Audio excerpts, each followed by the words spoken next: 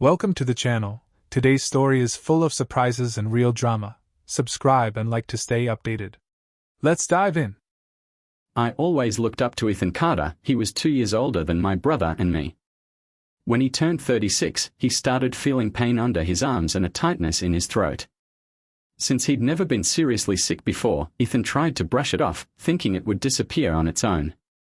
But after 3 months, the pain stayed, and his throat felt even worse. Finally, his wife, Sophia Bennett, persuaded him to visit the doctor on the small island where we lived. Ethan Carter was the driving force behind everything. He had spent 6 years on the mainland completing his education and then took an additional year to explore parts of the world he had always dreamed of visiting. During that year-long journey, he met and fell in love with Sophia Bennett. The day Ethan Carter returned with his beautiful Scottish bride, every island woman and girl was left heartbroken. It was said that in the week following his return, more island girls lost their virginity than in any other year. Many had been saving themselves, hoping Ethan Carter would choose them as his bride. It was also rumored that the boys and men who were the lucky recipients of these virgin gifts had to endure torrents of tears and anguished wails during those first encounters. I had received numerous offers to be a second choice for some of those girls, but I politely declined each one, unwilling to be a mere substitute for Ethan Carter. I longed to find someone who would want me as her first choice, not as a consolation prize. 10 years later, I was still searching. The doctor was concerned enough about his initial findings that he sent Ethan Carter for further testing on the mainland. Ethan Carter spent 2 weeks at Riverside Medical Center undergoing a full range of diagnostic exams. In the end, the doctors all agreed on his diagnosis, allowing him to return to the island to settle his affairs. After our father passed away, Ethan Carter inherited the island. He owned everything, lock, stock, and barrel, free and clear. Our father had always told us that we, as a family, owned the island in a sort of unofficial trust, a partnership that was implicit rather than legally binding. We were caretakers of the island, and ownership was more of a legal formality than a reality. When Ethan Carter returned to die, there were 730 souls living on the island. Word of Ethan Carter's condition spread quickly, throwing the island into chaos. Uncertainty breeds fear, and this fear led to heightened emotions and panic. When our father died, everyone accepted that Ethan Carter would take over, and there was only the sadness of his passing. However, with the news of Ethan Carter's imminent death, the residents were anxious about the impending changes. Rumors swirled that Sophia Bennett planned to sell the island and move back to Scotland with their 2 young children, Liam Bennett and Emma Bennett. I didn't see Ethan Carter for several days after his return. I knew he wanted to spend time with Sophia Bennett and the kids. I walked the windward side of the island, my head down and chin tucked in, dealing quietly with the loss I already felt. My parents had only been able to have 2 children before my mother drowned in a sailing accident when I was 2. My father never remarried, and we were raised by the women of the island. Ethan Carter and I were welcomed into every home and felt as though we belonged to a vast extended family. It never struck me that we were the island's royal family until the week our father passed. As I wandered among the dunes and washed up debris, I couldn't help but wonder what I would do if Sophia Bennett sold my birthplace. I had never left the island because everything I desired was already there for me. I never applied myself in school because Ethan Carter was already managing that diligently, pursuing a rigorous course of study. He was being prepared for the role he would one day inherit. As the younger son, I was free to pursue whatever brought me joy and piqued my interest. I was a decent sailor, capable of handling any vessel with sails under 60 feet. I could swim as well as anyone I knew and dive underwater for 2 minutes or more on a single breath. Climbing palm and coconut trees was easy for me, and I had successfully hunted wild pigs since the age of 9.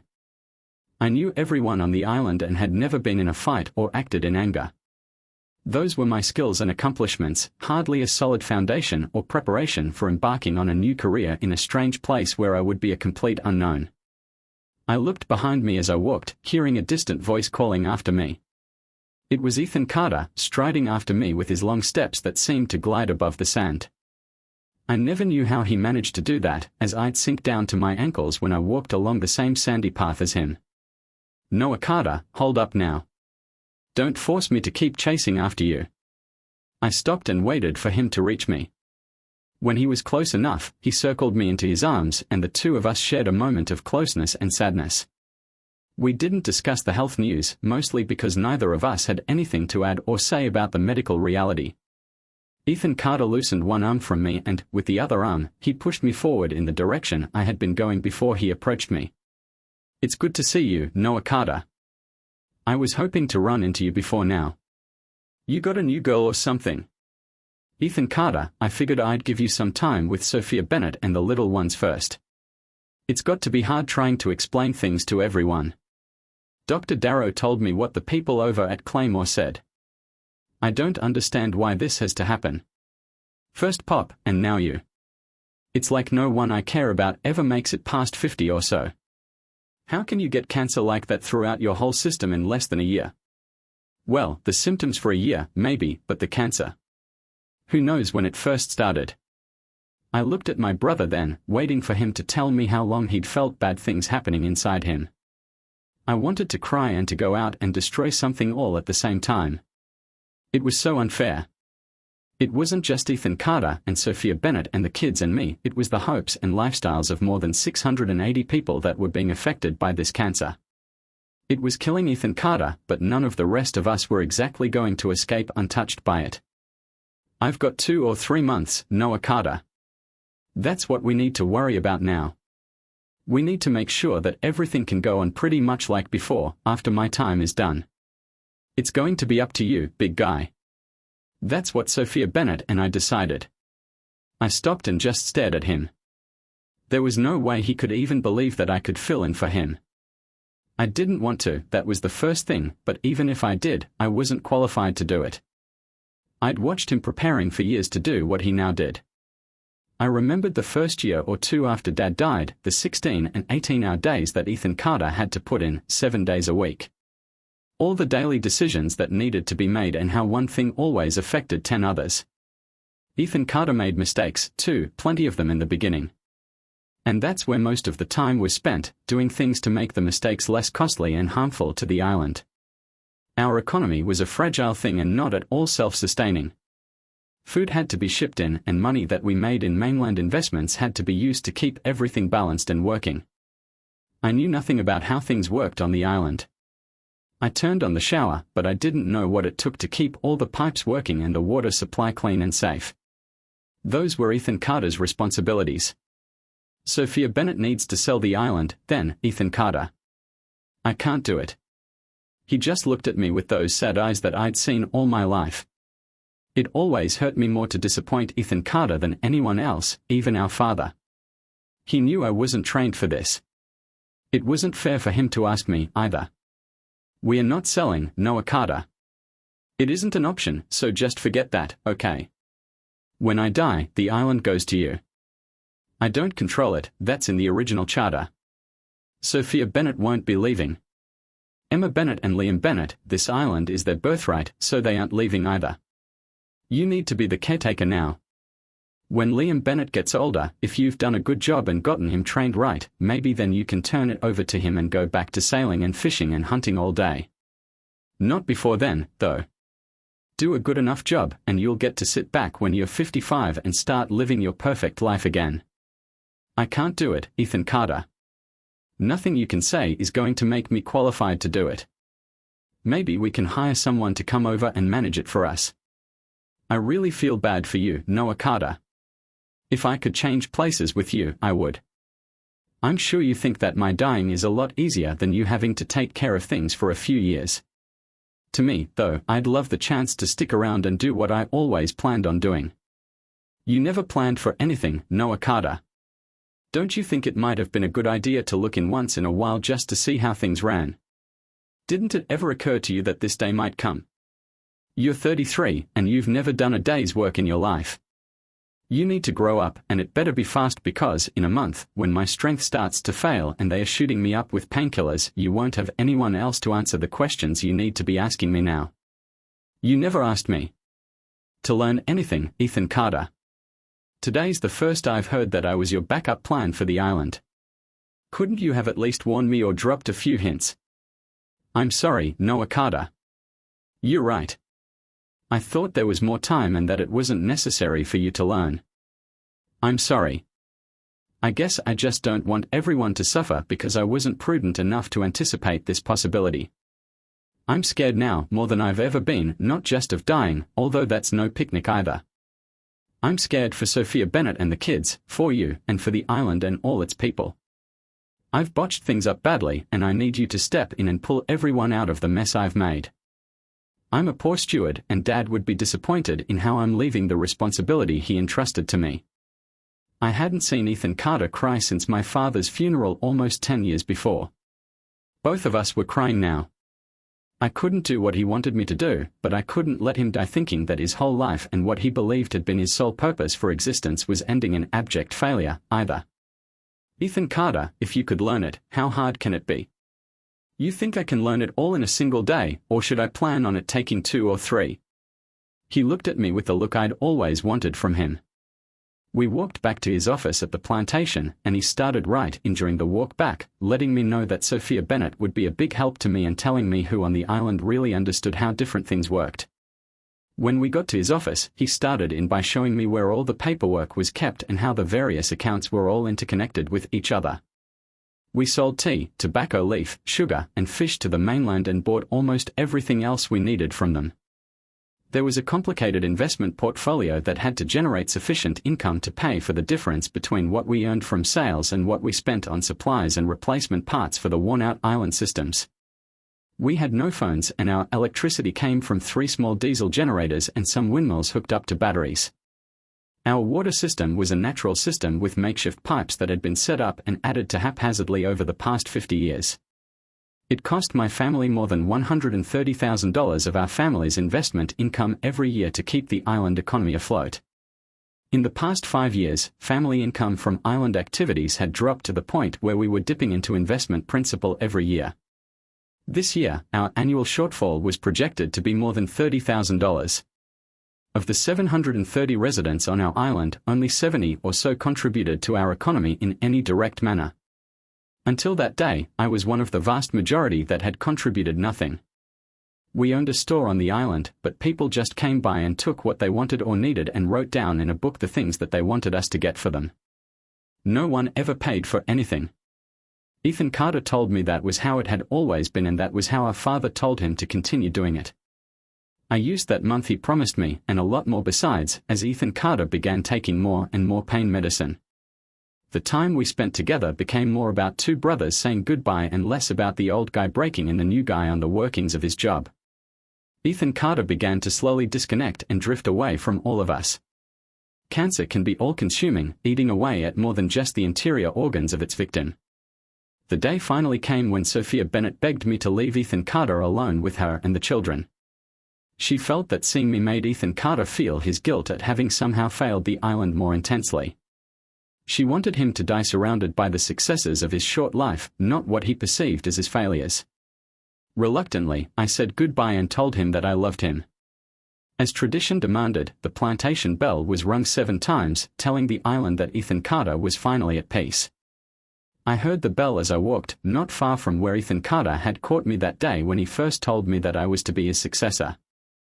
I dropped to my knees and finally let out my own anger and my own very real fear of failure.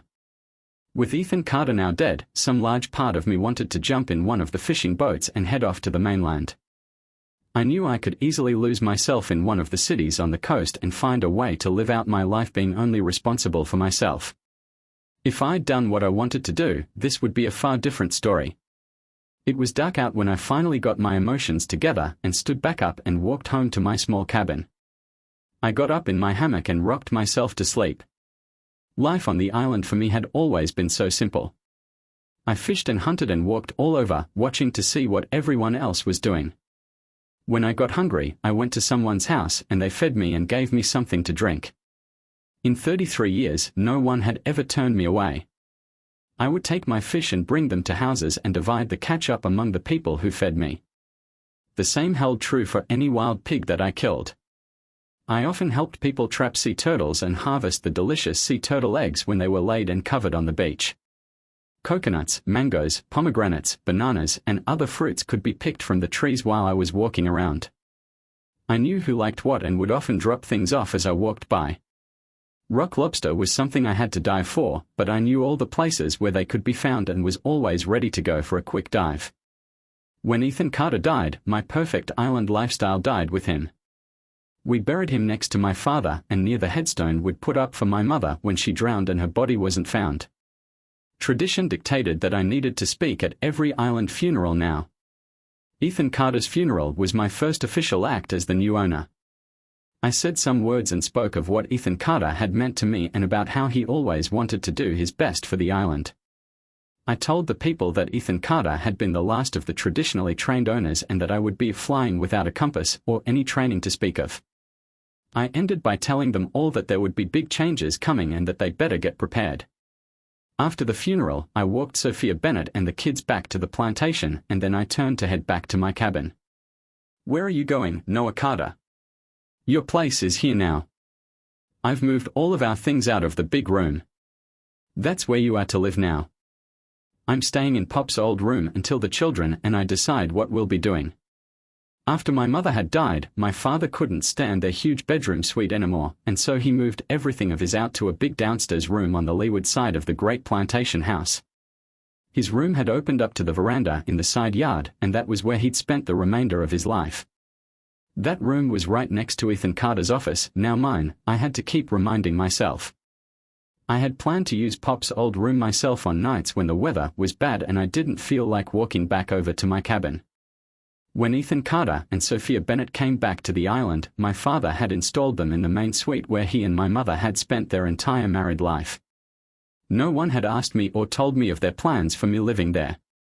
I didn't think I'd be comfortable living up there in that room that was more than 3 times as big as my comfortable cabin. I hadn't slept in a real bed for more years than I cared to remember.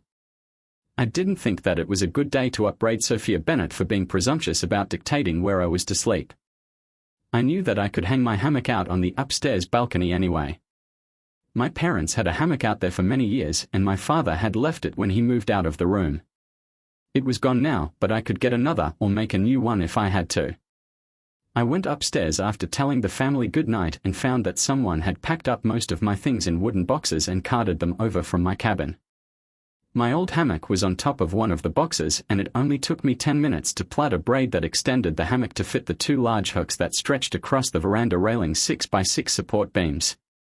It was a little lower than I was used to, but it would serve unless a rain squall came in from the east. Luckily, that was very unlikely for another 6 months. I slept out on the balcony, comfortable enough considering that it was the first time I'd been back sleeping in the plantation since I was 12 years old. My father hadn't believed in being too controlling of his children, especially with me. He pretty much let me make my own living and eating decisions as long as I reported into either him or Ethan Carter at least a couple of times each week. In the 12 years before his death, I couldn't remember my father ever needing to come looking for me. I would see him almost every day anyway because the island wasn't that large and because I made it a point to see a lot of the island every single day.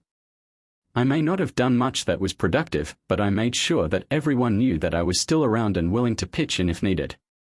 I came downstairs at about 7 the next morning and went into the owner's office for the first time. I sat down at Ethan Carter's desk and swiveled in his chair. I was 4 months shy of my 33rd birthday. I stood at about 6 feet 0 inches and weighed somewhere near 185 pounds. I could read and write and do sums to at least a 12th grade level. There wasn't a single paper in the owner's office that I'd ever signed myself, not a contract or agreement that I'd ever approved or ratified, but by some process that I still didn't understand and knew that I had never really agreed to, I found myself responsible for everything on the island. My island now, and my responsibility too.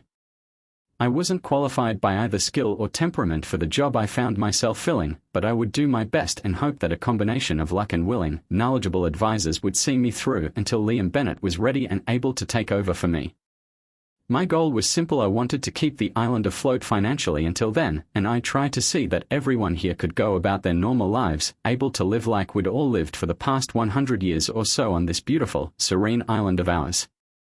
When I saw the double doors to my father's old room open sometime within that first hour that I was sitting in Ethan Carter's chair, I was caught up in the sight that Sophia Bennett gave me as she stood between me and the morning light, wearing a thin white nightgown with the strong sunlight behind her. I could plainly see the outline of her body underneath her gown. She was a gorgeous woman, although caring for Ethan Carter in the last days of his illness had taken its toll. Her clear, fair complexion and wonderfully toned body were on full display. I'd always marveled at Ethan Carter for summoning the confidence to have ever approached this Scottish goddess, never more so than when I saw her standing there in that light, posing for me, both of us knowing that this was a deliberate act on her part. It constituted an unequivocal offer, I was sure. It appeared that my beautiful sister-in-law had made a momentous decision about her own future and about the futures of her children as well. I found myself wondering whether it had been her decision or something that Ethan Carter had pressed upon her. I had never been with a woman, this was a decision that I had made on my own. Over the years, I'd had many opportunities, but I'd never given in to my desires and cravings. I'd carried a vision of what I wanted in a woman. Sophia Bennett, silhouetted in that sunlight, surpassed that vision in almost every aspect. I felt myself fully excited at the same time I was determined that I would do nothing to dishonor either her memory of Ethan Carter or the high regard I held both of them in. I stood up from my chair, knowing that my excitement was plainly visible. I bowed slightly in her direction, acknowledging her even though I couldn't trust my voice to speak to her right then. I walked outside and went looking for a morning meal. Surely Sophia Bennett knew that this was going to complicate my situation at a time when I was already overwhelmed. I closed my eyes and traced mentally the shape that she had so casually allowed me to see. Ethan Carter had once told me that Sophia Bennett was unlike any woman he'd ever known. He hinted that he'd known his fair share and more while attending university. As I'd admitted to having had no experience with girls or women, Ethan Carter had not attempted to go into specifics with me. She's the perfect balance and blend, Noah Carter. No inhibitions or holdbacks. She is beauty, brains, and an unlimited ability to enjoy life. I tried to get her to bring Emma Bennett, her sister, here for you, but she absolutely refused to. We'd never spoken of her like that again, but I remembered the look on his face as he described her. Ethan Carter had never seemed more enviable than at that moment in time. While he lived, I'd coveted nothing of Ethan Carter's. Was I going to end up taking his place in every aspect of his life? Would I somehow lose myself, my own identity, and become Ethan Carter's surrogate, a father to his children, a husband to his wife? Is that what I'd settle for? I could certainly have settled for far less. I spent all of the next month doing a careful house-by-house census of the island's population. It had shocked me when Ethan Carter claimed that only 70 people contributed directly and positively to the island's economy. There were now 730 of us living on the island. My preliminary data showed that there were 49 children under age 5, 36 aged 5 to 9, 50 between 10 and 15 years old, and 15 who were 16 to 17. Under children, I had a total of 148. There were 79 boys and 69 girls. None of the children had jobs that made material contributions to the island economy. There were 223 island residents between the ages of 18 and 36. Of these, 116 were males and 107 were females. 33 of the males were engaged in productive labor that benefited the island economy, 12 of the females were productive in the economy as well. This meant that 178 people in our prime working age demographic were uninvolved in producing anything that directly contributed to the economy of the island. I was shocked when I saw that number.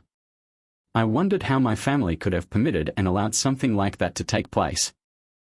I knew that I had long been one of the residents that was non-productive, but I hadn't realized that I was the norm rather than an exception.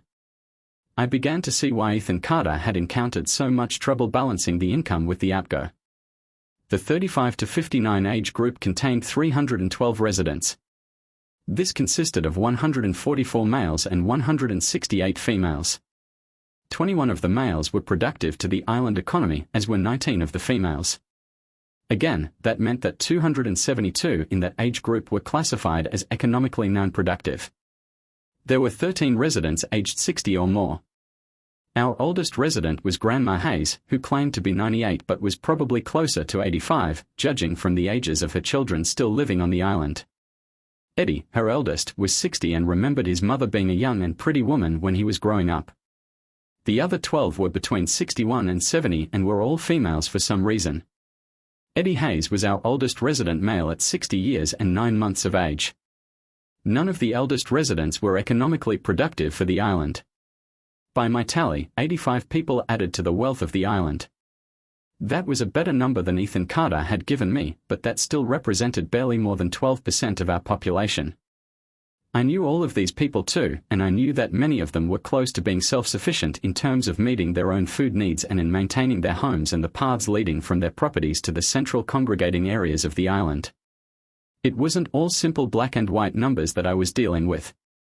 We had 40 people engaging in our commercial fishing fleet, but there were another 6 who operated the boat that delivered fish to the mainland. Only 2 people grew our tea, but 7 others worked the harvest that occurred several times each year. 5 of the tea harvesters also worked in the fishing industry.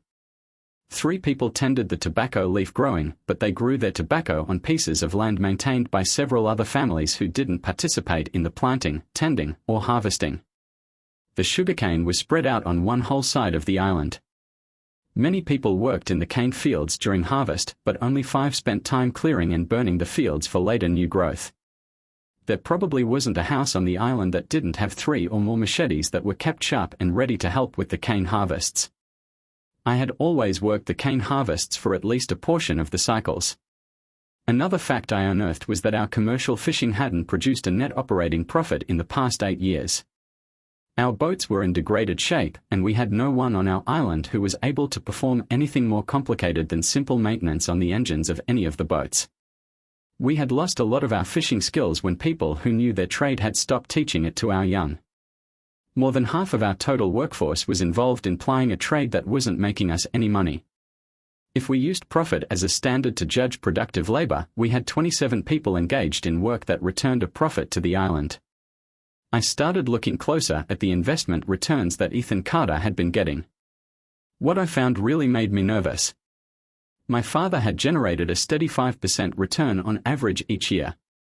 It varied from 4.83% to 5.21% over the 28 years he was in charge of investments. Ethan Carter had averaged just over 14% per year.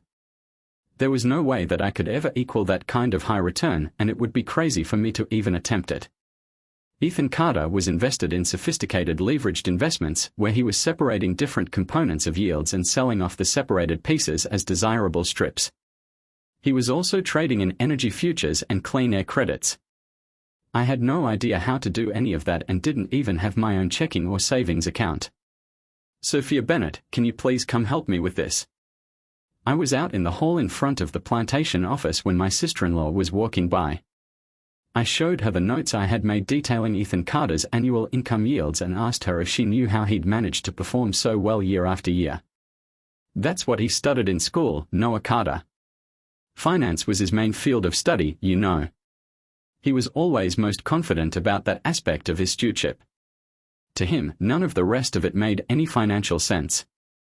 He said it was just as well that we grew tobacco leaf for cigars since we were more communistic than Fidel in Cuba. Have you figured out about the fishing business yet? You mean that it loses money every year? Yeah, I figured that out too. At least we make money with the cane and the tea and the tobacco leaf. Ethan Carter wanted me to tell you that you need to keep the fishing fleet going, though, because it produces a tax write-off greater than its cash losses. Ethan Carter offset all of the gains from the agriculture by the paper losses on the fishing. He said that we eat a lot of the fish that are caught, and they don't count against us as income. Also, the diesel fuel for the fleet is used to power the island generators. Without the fishing, we wouldn't have electricity when we need it. Some of the batteries for the windmills are also part of the fishing fleet components. All of this information made me realize that I had to get greater detail before I could start making meaningful decisions about island economy changes. Well, at least I had a better handle on who wasn't working and producing for the island. The next day, I rode to the mainland when they delivered our fishing catch to the cannery. It was my first time on the mainland, and I'd only ever been to 3 or 4 other small islands before, and that had been when I was out sailing with my father. It was somewhat intimidating seeing how big the city was where we landed, and it only had a population of 75,000. I wondered what San Francisco or Chicago looked like. I went to the unemployment office there and signed up to talk with a counselor. When I explained why I had come to see him, he thought that I was crazy. I assured him that all of the island inhabitants were US citizens and showed him the part I'd read from one of their pamphlets about training programs for the chronically unemployed workers. He took me over and introduced me to a nice lady who was his supervisor. She listened politely to what I had to say, taking notes from time to time, and then told me that they would send out a team to verify my claims on the island.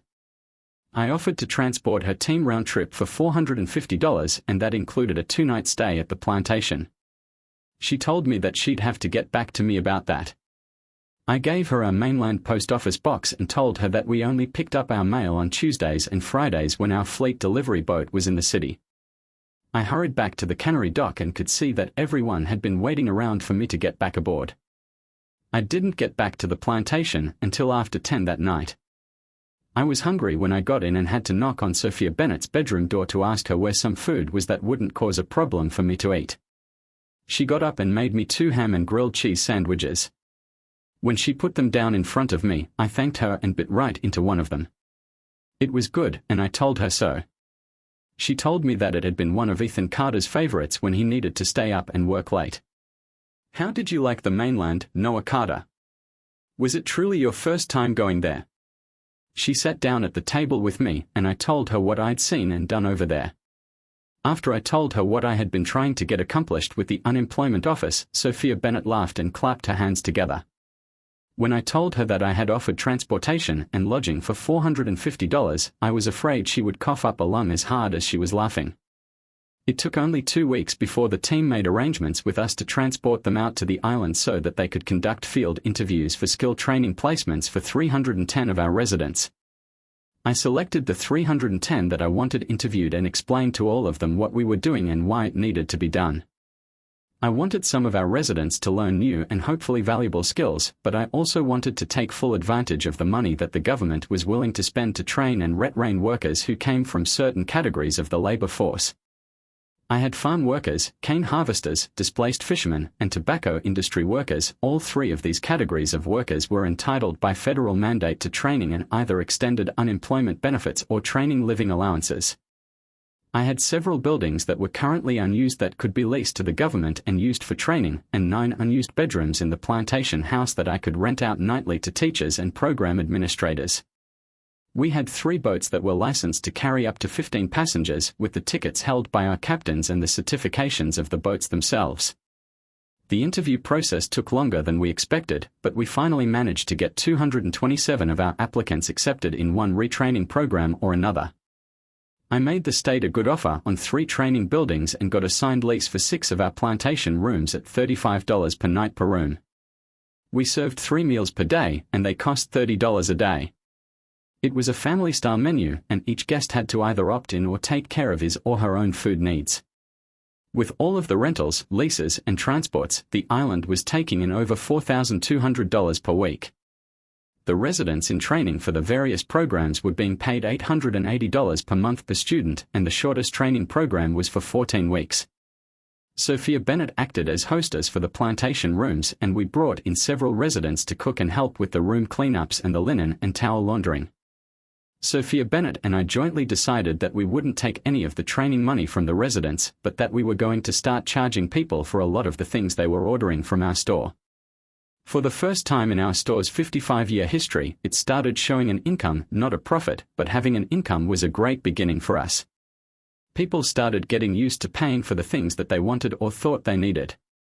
I used some of the money coming in from the unemployment training to get an unemployed marine maintenance and engine mechanic to come over to the island and work on the fleet engines and to help train a few of our residents in marine maintenance. We let him stay in my old cabin, and he got his meals with the families of the people he was providing training to. His classroom was whatever shed or boat he was currently working on. All his people seemed to be learning good skills, and our fishing fleet started looking like it might not sink if caught in any type of real seas. I withdrew the old directive that Ethan Carter had issued, where the boats had to stay within sight of the island at all times. This allowed the boats to go out to areas where the prospects of a good catch were far better. It didn't seem like it was possible, but all too quickly, a year had passed since Ethan Carter had died. Sophia Bennett and the children dressed up in their best clothes and went up to the hill to visit Ethan Carter's grave. I had been going up there 2 or 3 times a week quietly and all by myself, explaining some of my ideas to Ethan Carter and talking about the processes I had gone through to arrive at the decisions I had been making. I knew that Ethan Carter wasn't in a position to hear me or certainly to make comments or suggestions, but I still wanted to run some of the things by him if only to get them better organized in my own mind. While I was up there, I decided that it wouldn't hurt anything to let him know about the thoughts I've been having about Sophia Bennett and the future I hoped she and I might have together someday. Sophia Bennett had done some other things to let me know that she was available to me if I was interested. I was very interested, but I wanted to wait for the whole year and to also make sure that she didn't think that I thought I was exercising some right of inheritance with her. She and Ethan Carter had been good together, but I was no Ethan Carter. I waited another week until the weekend, when all the guests had returned back to the mainland for a period of time. I arranged for 2 island women to come over early and get Liam Bennett and Emma Bennett and take them down for their first cane harvesting party. I watched from my balcony as the children were led away from the plantation house, and then I got dressed and went down to my office and knocked on those big double doors that connected the 2 rooms. "Come in, Noah Carter." My heart was beating quicker than normal, and I was as nervous as I ever remembered being. There weren't many men still untried and tested with women at my age. I opened the doors and looked over at Sophia Bennett, who was lying in her bed, her head and back propped up on several pillows. Her red hair was still piled up in the bun she tied it in when going to bed at night. She was still in her nightclothes and had her covers pulled up almost to her neck. She was lovely just like she was. No makeup or other adornment was necessary to make her more beautiful. I knew some of the pleasure Ethan Carter must have felt seeing her like that almost every single morning of his adult life. As I walked over to the side of her bed, I knew that nothing I'd prepared or rehearsed would serve me as I tried to convince her that I was someone who could offer her a better life than what she now enjoyed. I found myself losing the little bit of confidence that I'd managed to build up after reviewing all that had happened in the year since Ethan Carter had died and left me in charge. It was true that we had generated enough in island revenues that we hadn't needed to use any of the meager profits our mainland investments had produced. I generated a respectable 4.2% return, far less than Ethan Carter's career average return. I was no Ethan Carter, but I was sure that Sophia Bennett was all too aware of that. "Sophia Bennett, I wanted to see you today. I think it's time the 2 of us had a discussion to see if there is some way the 2 of us can be more together." I stopped and waited to see if she would stop me or divert me from stating my case to her. She was still smiling at me, so I took that as a positive sign and started to move further into my plea. "I know that you were used to Ethan Carter, that it was him you loved and married and made a family with. I always said that I wanted my own woman, someone who wouldn't feel like she had to settle for less than Ethan Carter." Sophia Bennett held up her hand then and stopped me before I could continue. "Noah Carter, Ethan Carter isn't here. If he were, neither of us would be having this conversation, would we? I'm still here, though, and I don't have to choose between you and Ethan Carter. I'd be choosing between you and whoever else the island might turn up to court me. Who would you say gives you the most competition for the women's affections here on the island, Noah Carter? If I were to answer my own question, I'd be forced to admit that no one does. I'm afraid, though, that you will always try to measure up to the impossibly high standards that you have always attributed to your brother. He warned me that you would do that, you know. When he got sick, he was always talking about how disappointed in him you'd be when you discovered how poorly he'd managed the island's resources. He told me that you'd do a better job because you really knew everyone on the island and that you'd made all of them your family for your entire life. Ethan Carter could never have done that, Noah Carter. His gift wasn't that broad. The money he made with the mainland investments, it wasn't sustainable, Noah Carter. You saw the risks he was forced to take each year as the other island incomes tapered off. He projected that he'd need to earn 25% annual returns within 2 more years just to not deplete the principal every year.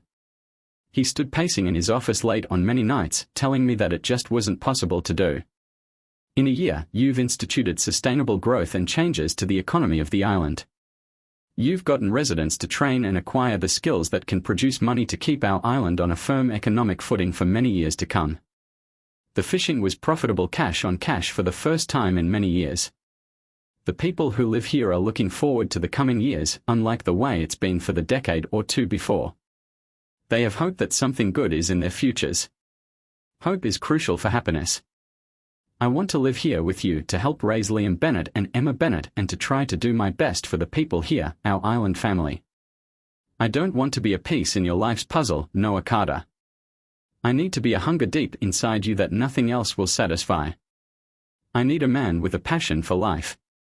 Can you summon up some passion, Noah Carter? I don't know, Sophia Bennett. I've never tried to. Ethan Carter told me something else too, Noah Carter, because he knew that you could probably make it to this point, but that then you'd pull back and try to play it safe again. He said that has been your pattern since childhood.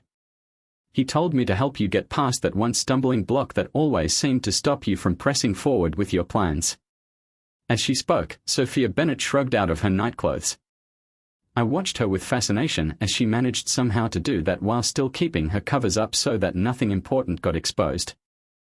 I'm totally naked now, Noah Carter. Underneath this coverlet, there is no obstruction to what you claim you want. You have to come forward, though, to claim it because I won't go farther than this. She lay there, supported with her pillows and keeping the comforter secure up to her neck. I wanted to throw off my own clothes and ravish her the way I knew that Ethan Carter would have done. Instead, I stood there thinking of Ethan Carter and knowing that she could never accept me like she'd accepted him. She was staring right at my face and I knew that she could tell that my passions weren't adequate to the challenge she had issued. I began the slow process of withdrawal, knowing that some things were never meant to be. I'd done all that I was capable of doing. I'd said what I'd come to say and offered her what I had to give. I had been right from the beginning, and that was why I'd never been willing to be the consolation prize for those who preferred Ethan Carter to me. I didn't blame them for preferring him, I just didn't choose to settle for being second choice. I turned away, obeying that tight knot in my stomach that urged me to flee before it got even worse. I made it to the office doors before she called out my name again. You, Noah Carter. I choose you. I turned around and she had thrown off the covers. I drank in all of her loveliness in one giant visual gulp. She was all that I'd imagined and then some more. It took several seconds for my feet to turn and head back to the bed. Somehow, I'd shed all of my clothes by the time I managed to crawl into the bed with her. She had chosen me. If she hadn't, she wouldn't have called me and thrown away her covers. I remember starting with her face and kissing her wherever I could manage to reach. I fumbled, I'm sure, not knowing where to pay attention to next. I allowed myself to act and react, forgetting for a time that I had no real idea about how I needed to proceed. She guided me throughout, though it was my instincts that truly led the way as I found myself completely lost in her. I gave her the passion she desired, more than I even knew I had to give. There wasn't any way that I could do what I needed to do and still continue breathing. I didn't back away from it, though I was committed to the end.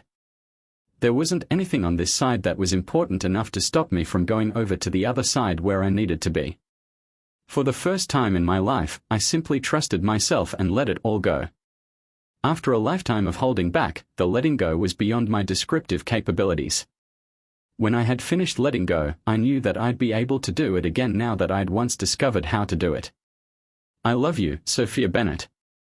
Thank you for your gift. That was the morning I received Ethan Carter's legacy. He had started planning it for me soon after he found out that he was dying. Somehow, he knew that I would always need that big push. His dying pushed me, and then Sophia Bennett took that last necessary push to get me to see that I was the one who kept setting up the barriers that no one could ever knock down. She was all that he told me she was, and she made me more than I thought I'd ever be. Liam Bennett is on his way back to the island now, his degree in hand, and is coming back with his college sweetheart. He and I will start in by sharing the tasks of running the island. He can do the planning, and I'll look after the implementation of his plans. Sophia Bennett and I have 2 children of our own, William and Sophie. Sophie takes after Sophia Bennett and is filled with all of life's exuberance. At 10, she already shows promise of being the kind of woman her mother has always been. There is no one on the island who will have the slightest chance of winning her favor, though. William takes after his dad. He rummages around the island, getting into everything he can find. He moved into my old cabin when he was 11, and we only see him in passing when he's going to or coming from another island adventure. Sophia Bennett doesn't worry about him, and she has the highest of hopes that he'll one day assist Liam Bennett in the caretaking roles that are too much for any one person to handle. I'm starting to think about taking Sophia Bennett and Sophie up to San Francisco one of these days. There must be someone up there who has all the requirements to meet Sophie's high standards. I wonder who it is that runs that other island, the one they call downtown. Thanks for watching. What do you think of Noah Carter's journey and his choices? Share your thoughts in the comments, like, and subscribe for more stories. See you next time.